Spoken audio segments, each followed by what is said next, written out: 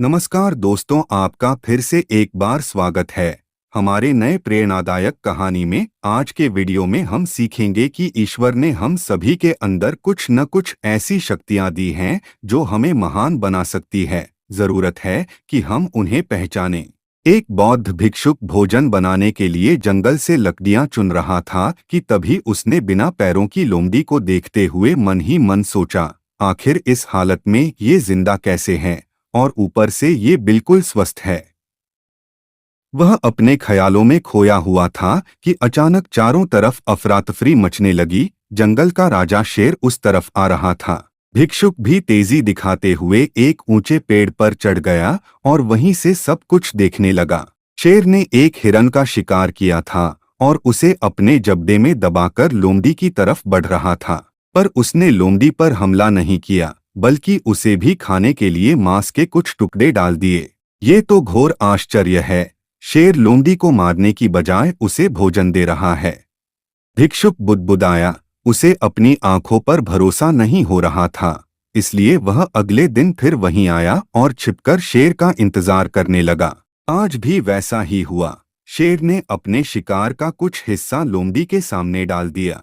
यह भगवान के होने का प्रमाण है, भिक्षुक ने अपने आप से कहा। वह जिसे पैदा करता है उसकी रोटी का भी इंतजाम कर देता है। आज से इस लोमड़ी की तरह मैं भी ऊपर वाले की दया पर जीऊंगा। ईश्वर मेरे भी भोजन की व्यवस्था करेगा। ऐसा सोचते हुए वह एक वीरान जगह पर जाकर एक पेड़ के नीचे बैठ गया। पहला दिन बीता पर कोई वहां नहीं आया। दूसरे दिन भी कुछ लोग उधर से गुजर गए, पर भिक्षुक की तरफ किसी ने ध्यान नहीं दिया। इधर बिना कुछ खाए पिए वह कमजोर होता जा रहा था। इसी तरह कुछ और दिन बीत गए। अब तो उसकी रही सी ताकत भी खत्म हो गई।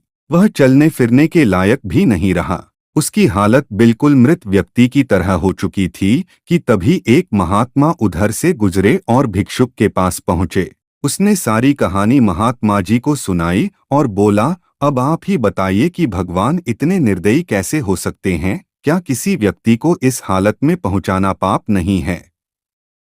बिल्कुल है, महात्मा जी ने कहा, लेकिन तुम इतने मूर्ख कैसे हो सकते हो? तुम ये क्यों नहीं समझे कि भगवान तुम्हें उस शेर की तरह बनते देखना चाहते थे, लोमड़ी की तरह नहीं।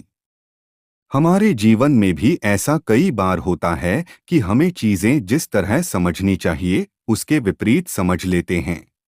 ईश्वर ने हम सभी के अंदर कुछ न कुछ ऐसी शक्तियां दी हैं जो हमें महान बना सकती है। जरूरत है कि हम उन्हें पहचानें।